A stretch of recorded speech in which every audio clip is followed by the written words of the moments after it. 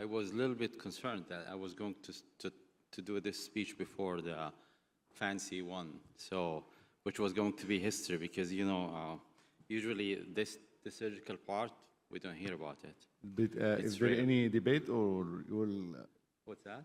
debate between surgery and no, because let me ask. Let's raise hands. Okay. Who saw or witnessed a patient who ended up with surgical pulmonary embolectomy in the last year? Just only one. In the last 5 years.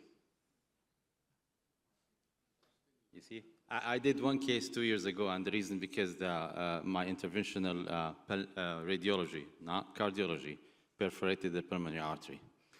So these are my disclosures, and I'm looking for more. If somebody is interested from industry, I'll be more than happy to talk to them.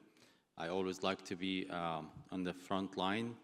I don't like to be in the receiving end for my patients, so I like to be in the decision making. So none of these are related to pulmonary embolism or surgical management. The other one disclosure, I will say that I deal with the headache of the PERT team as a director. I almost have a meeting every other day between the fights between cardiology and vascular surgeons and IP and IR. Who's gonna do which and where? So PE is common. It's affect all ages and in all comorbid profiles. It's actually in 2016 there were 370,000, not 37,000 cases in hospital admission in the U.S. The residual lifetime risk actually at age of 40 is 8.1, which is significant. It's the third leading cause of cardiovascular death in the U.S. 30-day mortality is 9.1, 6 months mortality is 19.6. 45 patients present or progress to more clinical severe presentation. This is basically the main problem. I think the normal right ventricle, left ventricle, and once we have a PE, we have significant increase in the RV pressure, volume overload, RV dilatation, ischemia, contractility decrease, and this will lead to even a decrease in the LV preload and hemodynamic instability. So it can be detected with a CT scan or ultrasound. Even the CT scan, you can see the ratio between the RV to LV. What are the options at this point? Systemic anticoagulation alone, catheter-directed thrombolysis, catheter-based embolectomy. These two are the main nowadays and basically taking over. Advanced surgical therapy basically is a surgical embolectomy, which is very, very rare these days.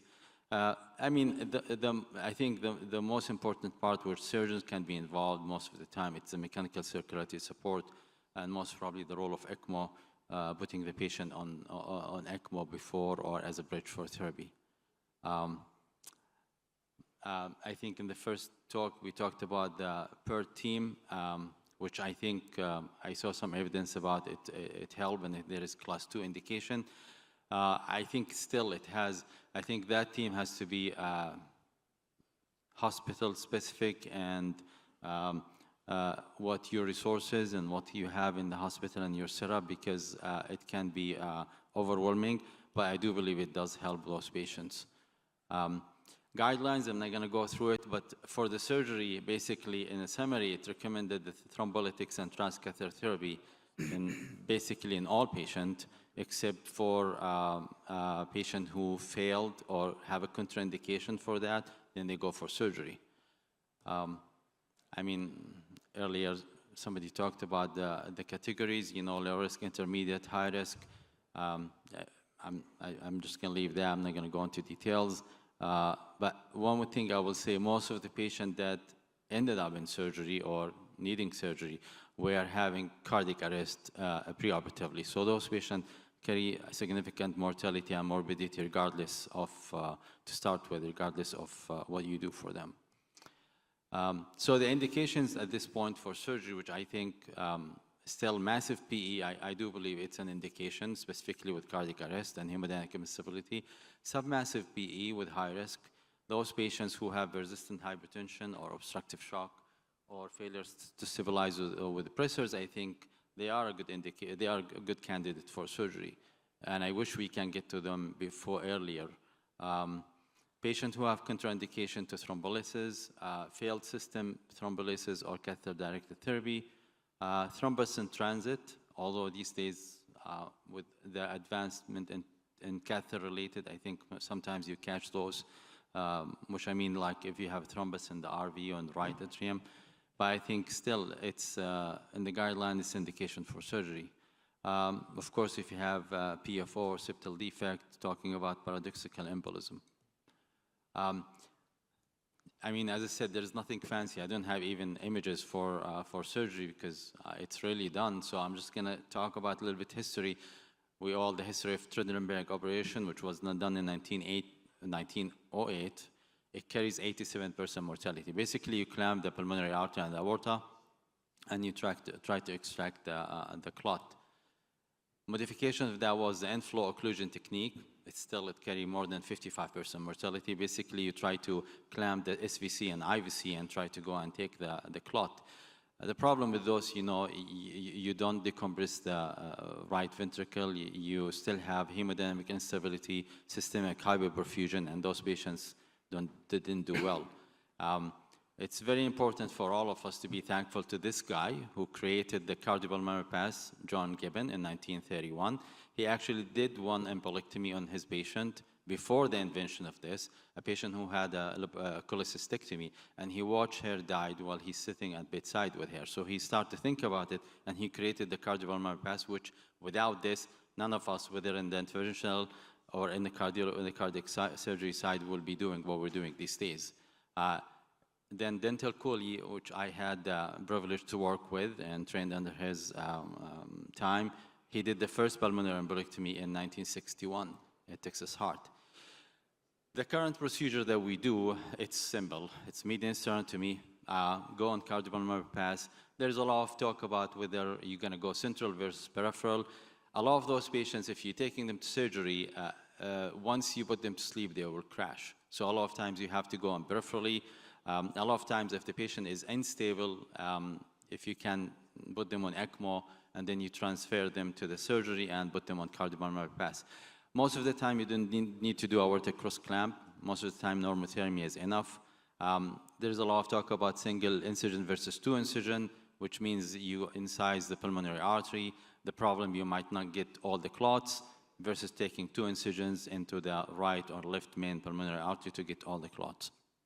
Of course, you have to inspect and look for any clots in transit in the right atrium, right ventricle. Any PFO, even if it's small, should be closed.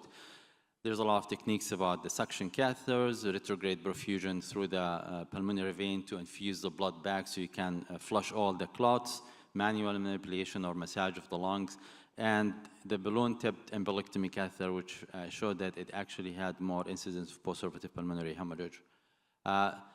There's a lot of studies.